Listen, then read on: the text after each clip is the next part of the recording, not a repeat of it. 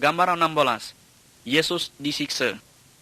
Yesus selalu berbuat baik dan tidak pernah berdosa. Yesus mengajarkan tentang Allah. Dan ia ingin supaya setiap orang taat kepada Allah. Tuhan Yesus menerangkan kepada orang banyak bahawa manusia intai berdosa.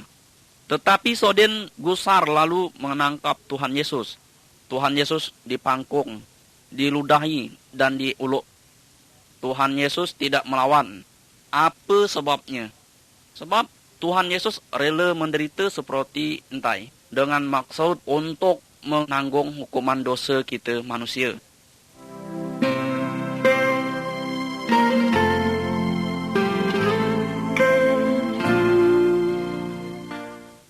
Gambar 17. Yesus disalib. Tuhan Yesus tidak hanya disiksa. Tuhan Yesus dipakukan pada kayu salib, yaitu disalibkan. Tetapi Allah menyatakan bahawa kematian Tuhan Yesus entai adalah korban kerana dosa kita. Tuhan Yesus menanggung hukuman dosa Kanden dan aku sampai ia mati. Kalau kita mengaku dosa kita dan percaya kepada Tuhan Yesus, kita diselamatkan. Apakah Kanden mau percaya dan berterima kasih kepada Tuhan Yesus yang telah menanggung hukuman dosa Kanden?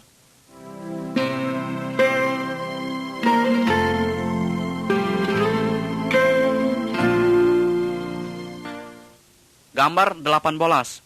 Kebangkitan.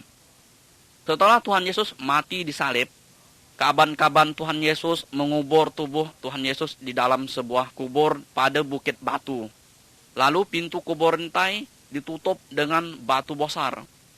3 hari kemudian Maria dan kaban-kabannya datang ke kubur, tetapi Tuhan Yesus tak ada. Yang ada hanya malaikat. Kata malaikat entai, Tuhan Yesus tidak ada di sini. Yesus udah hidup lagi. Sampai sekarang Yesus tetap hidup. Kalau kita berdoa kepadanya, Tuhan Yesus mendongai doa kita dan mau memperhatikan hidup kita.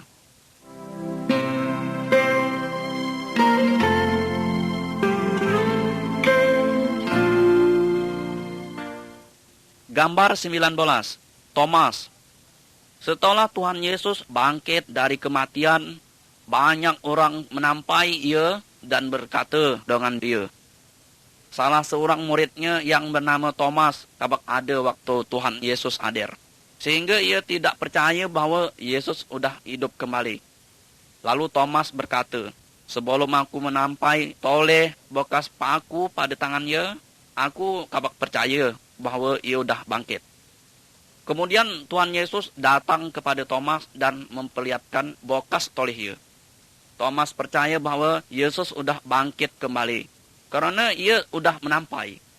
Tetapi Tuhan Yesus menghendaki supaya kita percaya kepada ia walaupun kita belum menampai ia dengan mata kita sorang.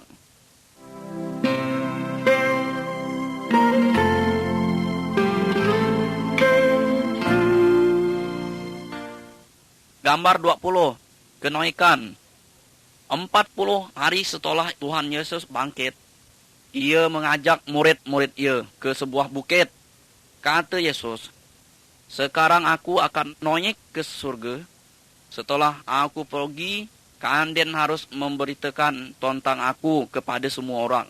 Jelaskan bahawa aku pernah disalibkan untuk menanggung hukuman dosa Soden. Dan setiap orang yang percaya kepadaku, dosanya diampuni. Nanti ia boleh tinggal bersama aku di surga. Lalu murid-murid ia menampai Tuhan Yesus terangkat ke surga. Kemudian 2 malaikat datang dan berkata kepada murid-murid Tuhan Yesus, pada suatu hari nanti Tuhan Yesus akan datang kembali.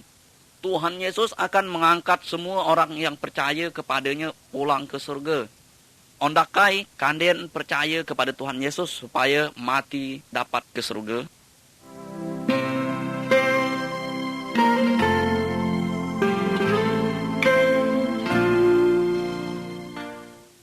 Gambar 21. Salib. Salib mengingatkan kita akan kasih Tuhan Yesus.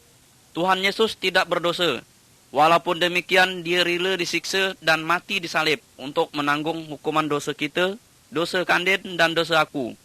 Setelah mati, Tuhan Yesus bangkit kembali dan tinggal di surga. Sekarang ia selalu bersedia menolong orang yang percaya kepada ia. Jika kita mengakui dosa kita dan percaya kepada Tuhan Yesus, maka dosa kita dihapuskan. Nanti kita dapat tinggal bersama Allah di surga.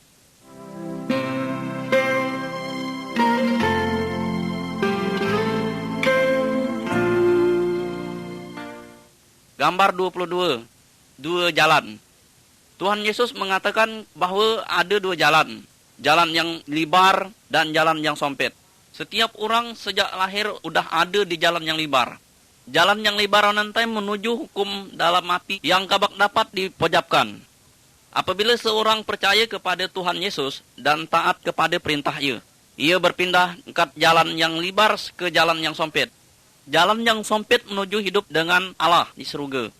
Ondakai Kanden percaya kepada Tuhan Yesus dan berjalan di jalan yang sempit. Man Kanden ondak kata kenam kepada Tuhan Yesus macam mana? Tuhan Yesus, aku mengaku bahawa aku berdosa. Aku percaya bahawa Tuhan Yesus mati disalib untuk menanggung hukuman dosa-dosa aku. Tuhan, ampunilah aku dan ubahlah hidup aku. Aku hendak tinggal bersama-sama dengan Allah. Terima kasih Yesus. Amin. Jika Kanden sungguh-sungguh berkata demikian kepada Tuhan Yesus, dia menjadikan Kanden anak Allah dan Allah menjadi bapa Kanden.